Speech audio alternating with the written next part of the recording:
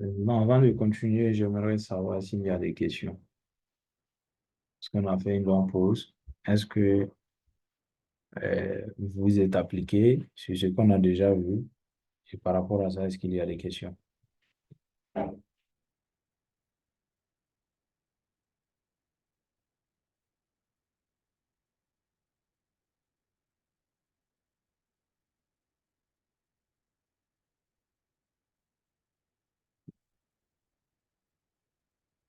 Est-ce qu'il y a des questions?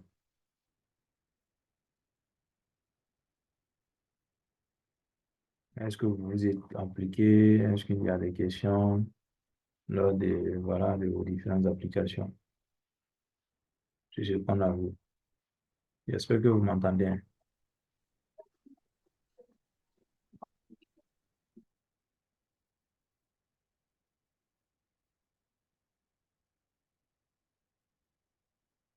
Vous m'entendez?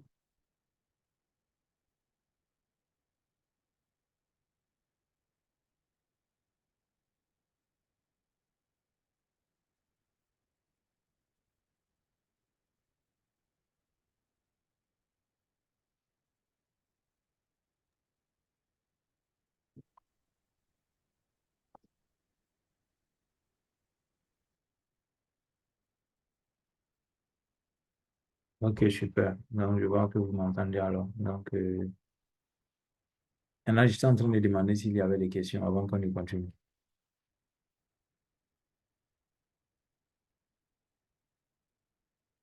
Est-ce que vous êtes appliqué? Est-ce que vous avez rencontré des problèmes? Est-ce que vous avez des questions?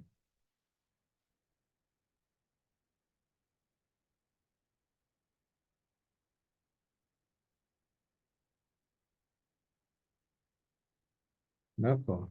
Je vois qu'il n'y a pas de questions. Parce que on a eu à voir un peu, on a eu à voir pratiquement tous les éléments. On a vu les zones de support, on a vu les zones de demande, on a vu les droits de tendance, on a vu Fibonacci, le retracement de Fibonacci, on a vu quoi encore? Alors, je pense qu'on a un peu vu tout ça. Maintenant, je ne sais pas s'il y a toujours des niveaux ici. Il y a des gens qui n'arrivent pas à ouvrir, par exemple, à prendre des positions lorsqu'ils sont sur les graphiques ainsi. Est-ce qu'il y a des personnes qui n'arrivent pas à ouvrir des positions lorsqu'ils sont sur les graphiques? Est-ce qu'il y a des personnes qui ne savent pas comment ouvrir une position? Est-ce qu'il y en a?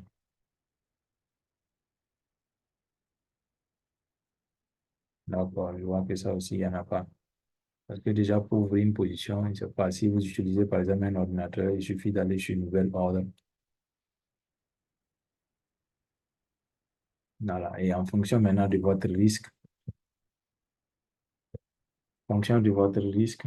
Puis bon, là, on verra en fait comment on peut calculer en fait, comment on calcule par exemple la position qu'on veut prendre. Comment en réalité on peut savoir que là, notre position là, nous sommes à, par exemple, nous avons pris une position d'un lot de un et puis nous avons risqué par exemple 1% ou bien on a risqué 2%, on a risqué 0,5% et ainsi de suite.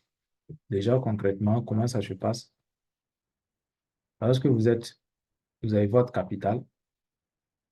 Si je prends par exemple un exemple de capital, vous avez par exemple 1 000 € comme capital.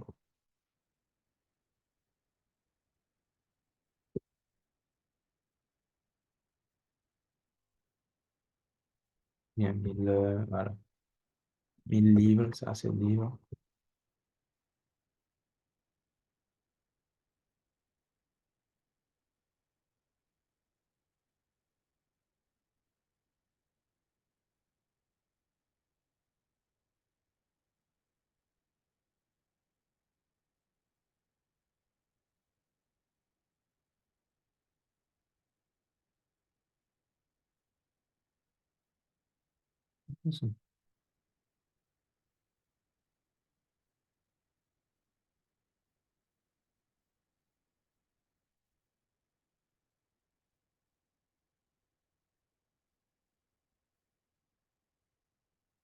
Vous avez par exemple 1000 euros ou 1000 livres sterling comme capital et que vous voulez par exemple risquer 1% de votre capital.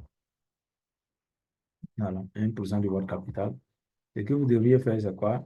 C'est d'abord déterminer votre stop loss.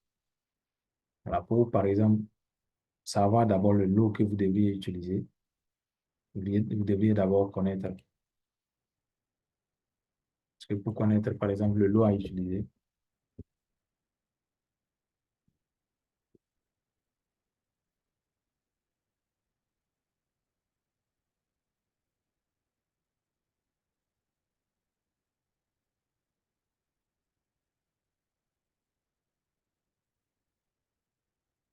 est-ce que quelqu'un d'autre a un souci de son?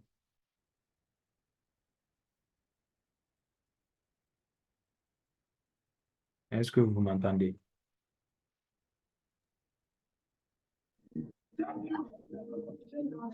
Est-ce que vous m'entendez? Si vous m'entendez, signalez-vous.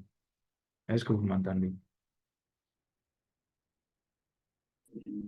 Oui, moi j'entends. J'entends. Vous entendez correctement? Oui, on entend. Ok, ok. Oui, d'accord, super alors. Donc, déjà, j'étais en train de dire que lorsque vous voulez déterminer, par exemple, le risque ou le lot à utiliser, parce que déjà, vous connaissez votre risque.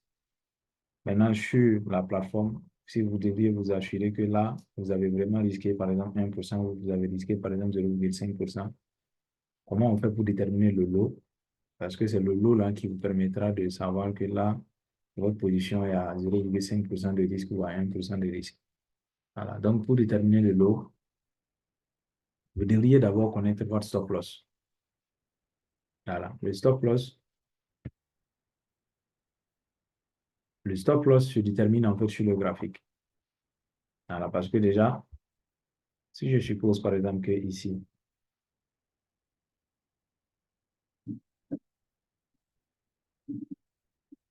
si je suppose que vous étiez ici par exemple, au prix de 1,08 247 et que vous voudriez par exemple acheter,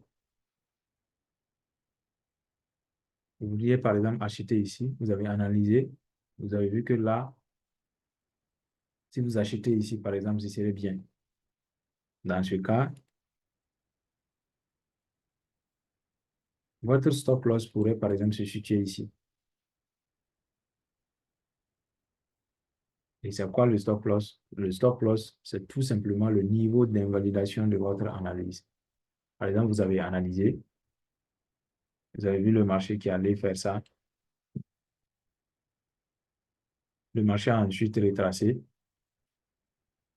Et le marché ensuite, le marché s'est mis à évoluer à la hausse. Et vous, vous avez jugé bon de faire quoi? D'acheter ici. Et quand vous achetez là-bas, vous dites que si jamais le marché venait à faire quoi? À se retourner, que votre broker vous fasse sortir à partir de là. Parce que là, vous savez que votre analyse n'est plus valide. Parce que c'est là votre zone d'invalidation. Donc, vous décidez par exemple de placer votre stop loss ici.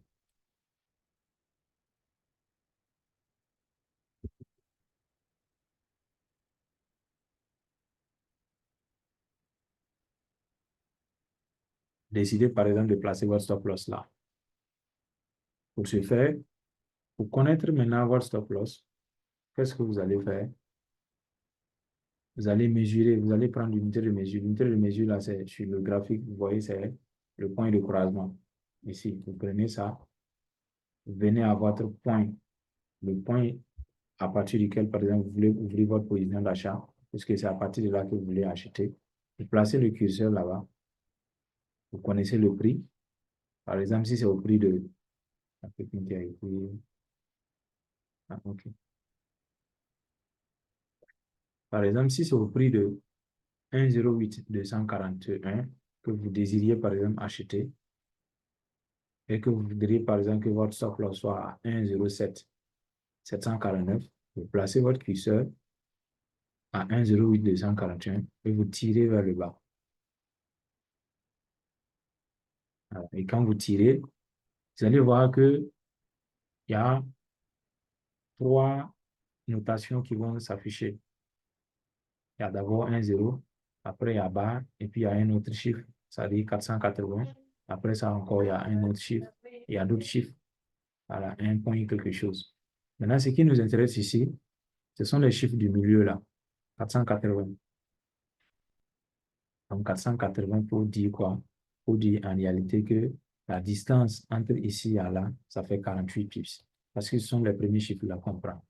Les deux premiers chiffres qu'on prend. Donc de là à là, on prend les deux premiers chiffres. Ça fait 48. Donc là, ici,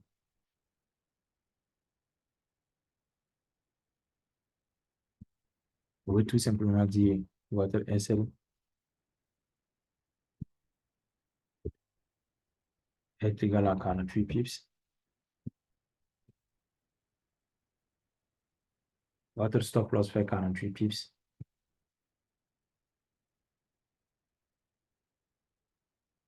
Comment on a déterminé le stop loss? Comme je l'ai dit, c'est la zone d'invalidation. Mais ça, bon, ça, c'est pas technique d'abord parce que j'ai juste placé, puisque plus tard, on verra comment positionner en fait le S techniquement.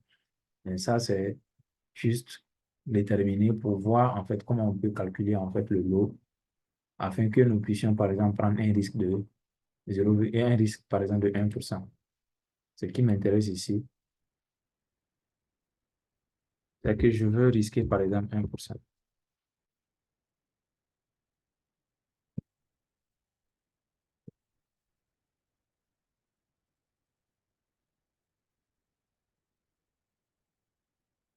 Mon risque, c'est 1%. Et comme le risque est 1%, quel est le lot que je dois utiliser? Avec un SL de 48. C'est pour dire que là, si vous connaissiez par exemple la formule, comment on fait pour déterminer le lot, peu importe le SL et peu importe le risque, vous allez pouvoir calculer facilement.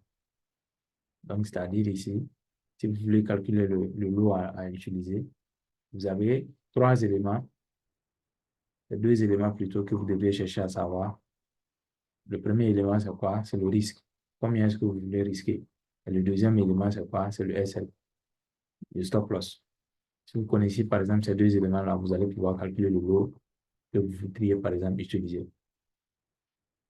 Voilà. Et dans ce cas, comment on a déterminé le SL? Le SL se détermine tout simplement en prenant votre point d'entrée jusqu'à votre zone d'invalidation et vous avez votre SL. Ça fait 48. C'est la distance tout simplement mesurée. Et là, si vous avez ça, ça fait 48 pips. Le risque, ça fait 1%. Et vous avez votre capital maintenant. Donc, si on prend par exemple 1000 euros, 1000 livres ou 1000 dollars, 1% comme risque, 1% de 1000 euros, ça fait combien? Ça fait environ 100 dollars, non? 100 euros. 1%, ça fait 100 euros.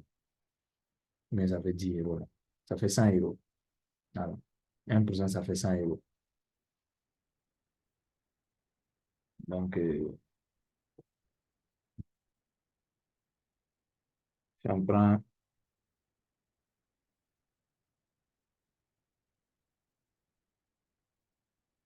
OK, ça fait 10 euros. Voilà, autant pour moi. Donc, par exemple, ici, vous avez votre capital qui fait 1000 euros et que vous avez un risque de 1%, qui fait par exemple 10 euros.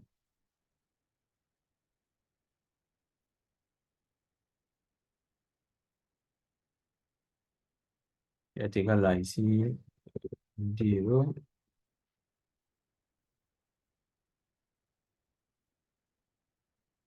Ça veut dire que vous voudriez, par exemple, risquer 10 euros sur cette position-là, avec un SL de 48 pips. Voilà. Là, comment vous allez calculer le lot à utiliser? Pour calculer le lot à utiliser, vous allez prendre tout simplement votre risque là, c'est-à-dire ce que vous avez déjà calculé, les 10 euros là.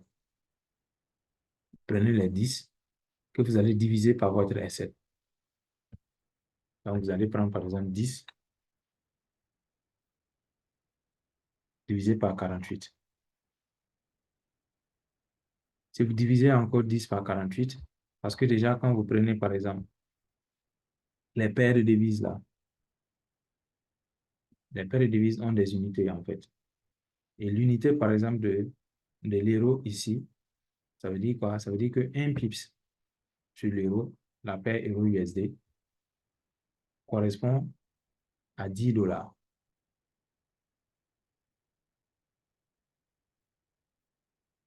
Ou 10 euros. Parce que la devise principale ici, ou la devise principale ici, c'est tout simplement l'euro. Donc, ça veut dire que 1 pips est égal à 10 euros. À chaque fois que le marché bouge, par exemple de 1 pips, avec un lot standard, c'est-à-dire 1 dollar, un lot, ça vous donnera quoi? Ça vous donnera tout simplement 10 euros. Chaque fois que le marché bouge, ça fait 10 euros.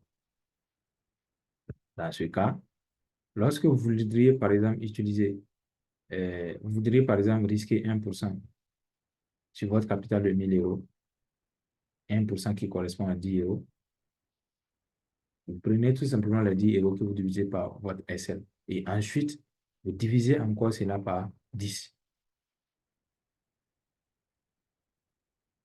Donc, le calcul de base, c'est quoi? Vous prenez le 10,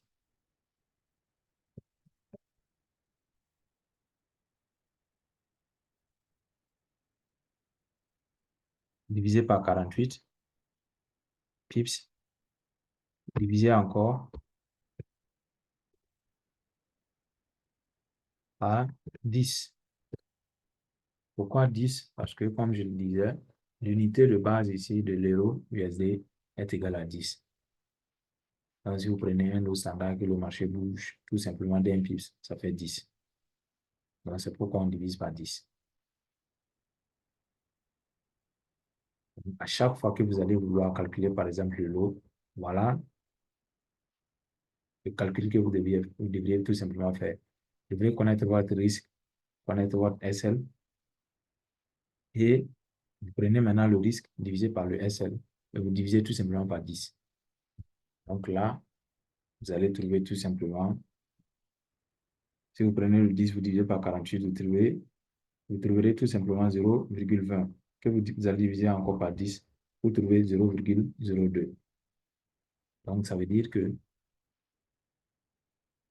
si je veux ouvrir une position ici, ça veut dire si je veux risquer par exemple 1% de mon capital ici, en ayant mon SL ici, je dois ouvrir tout simplement un lot de 0,02.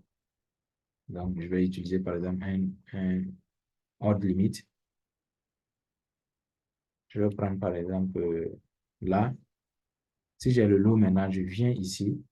Vous voyez, symbole, euro, volume.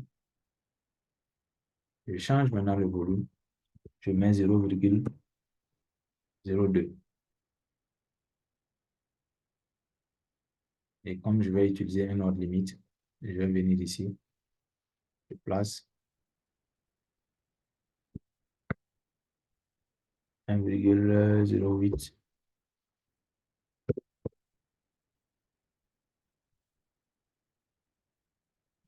8, 241.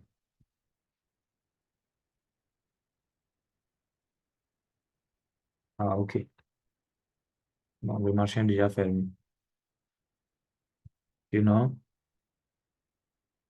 vous alliez voir tout simplement que le 0,02 là va s'afficher ici. Et une fois que ça s'affiche ici, je dois également modifier en fait la position pour pouvoir placer mon SL. Alors, je dois également modifier afin que mon SL se trouve ici. Et si c'est le cas, ça veut dire que soit le marché évolue en ma faveur, soit le marché évolue contre moi. Et si le marché évolue contre moi et qu'il vienne ici, le broker va tout simplement me faire sortir. Et en me faisant sortir, je vais juste perdre 10 euros. Donc, ça veut dire que si mon risque était par exemple de 2, c'est le même principe. Je prends tout simplement 2% de 1000, ça me fait 20. Je prends 20 que je divise par 48. Je prends encore le résultat que je vais trouver là divisé par 10. Et je trouve le lot. Si c'est 3% que je voudrais risquer, c'est pareil. Si c'est 0,5%, c'est pareil. Je fais 0,5% de 1000, ça fait 5. Je prends 5 divisé par 48. 48 divisé par 10. Si le pips, si le stop loss n'était pas, par exemple, de 48, c'est la même chose. Si, par exemple, mon stop loss était de 20, c'est la même chose. J'allais prendre, par exemple, le 10 divisé par 20, divisé par 10.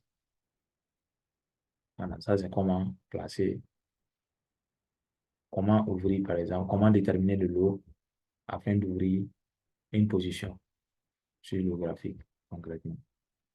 Est-ce qu'il y a des questions là-dessus?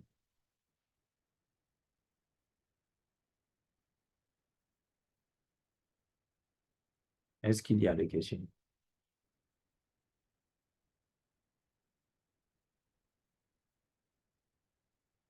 Y a-t-il des questions?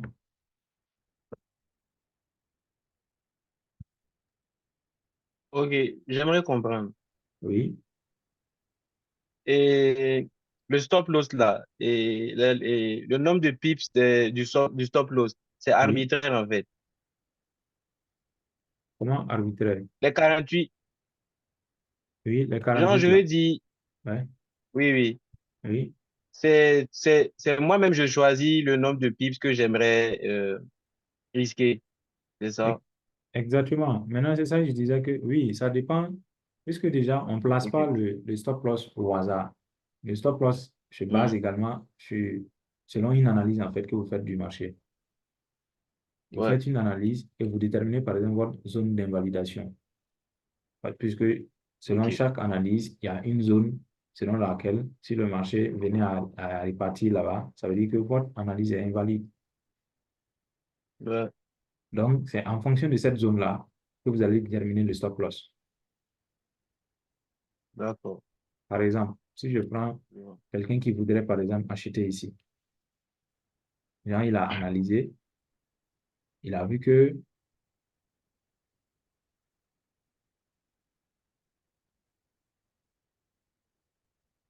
il a vu que là, il se pourrait que le marché évolue à la hausse. Ça veut dire son point d'entrée devrait être ici. Et comme son point d'entrée devrait être là-bas, il se dit tout simplement que sa zone d'invalidation pourrait être ici. Ici, pour dire quoi?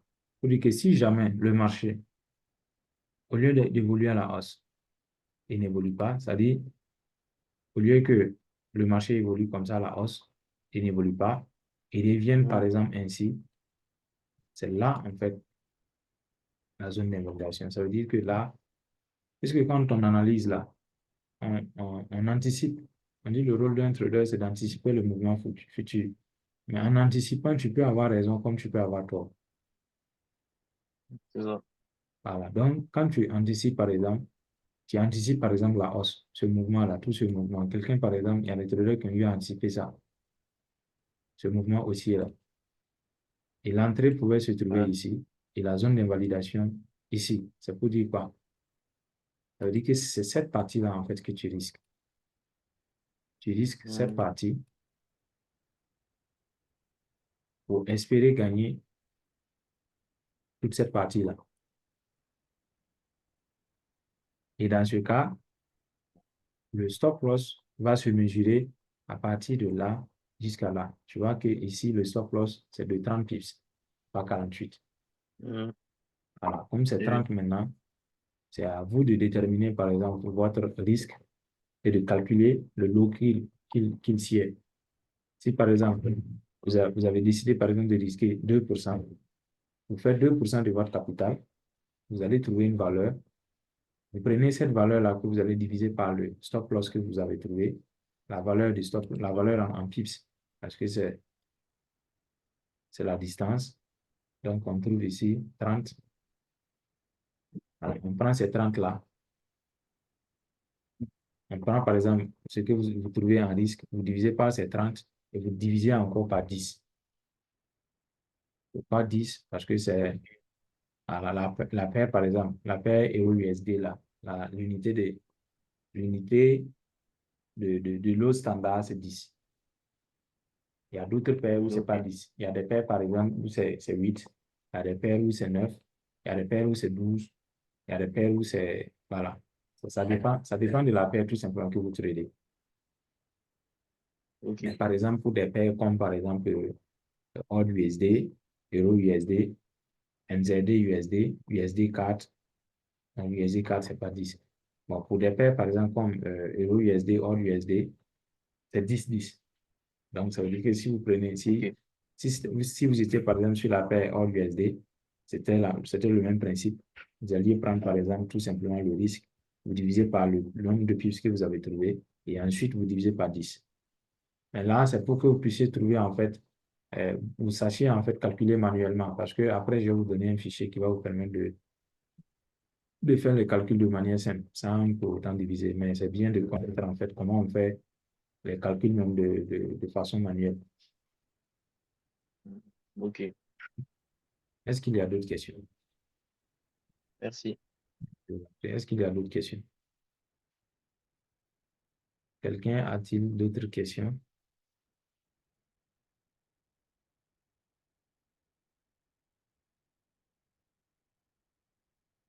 Quelqu'un a-t-il d'autres questions?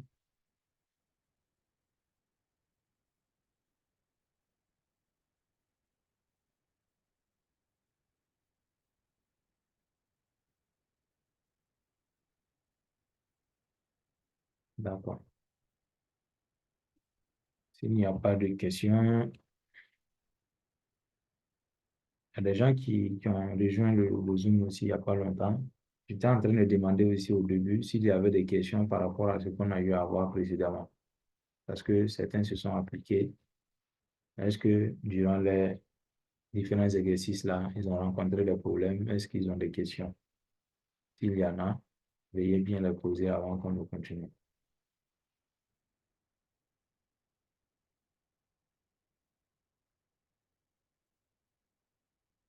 Super.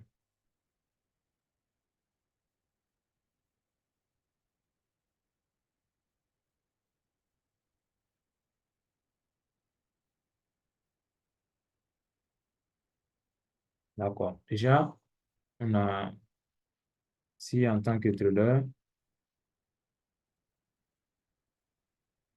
je sais par exemple ouvrir une position, bon, le marché m'est ouvert, donc je vais ouvrir en fait la position dont je parlais là,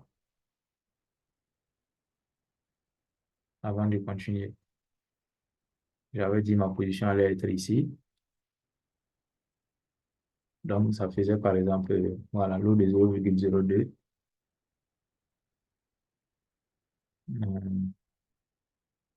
Voilà, je place.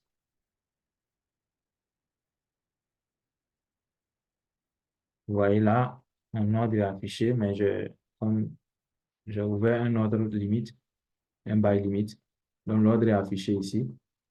Le SL maintenant, je peux cliquer sur l'ordre. Vous voyez ici, quand le curseur est dessus, on dit quoi? Glisser pour modifier. Donc, je fais clic droit dessus. Vous allez voir modifier. Dans modifier, il y a stop loss et puis il y a take profit. Donc, moi, c'est le stop loss qui m'intéresse. Je peux juste voilà, mettre un truc, par exemple, comme ça, afin de pouvoir maintenant modifier. Vous voyez, je vais modifier. Voilà. Je tire jusqu'à la limite, jusqu'à ma zone d'invalidation dont je parlais. Je peux encore modifier.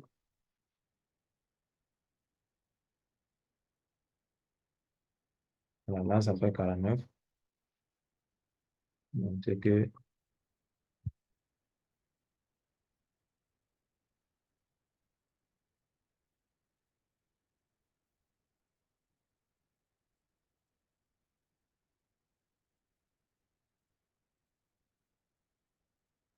voilà, par exemple, là, bon, ça fait environ 49 et 48 pips.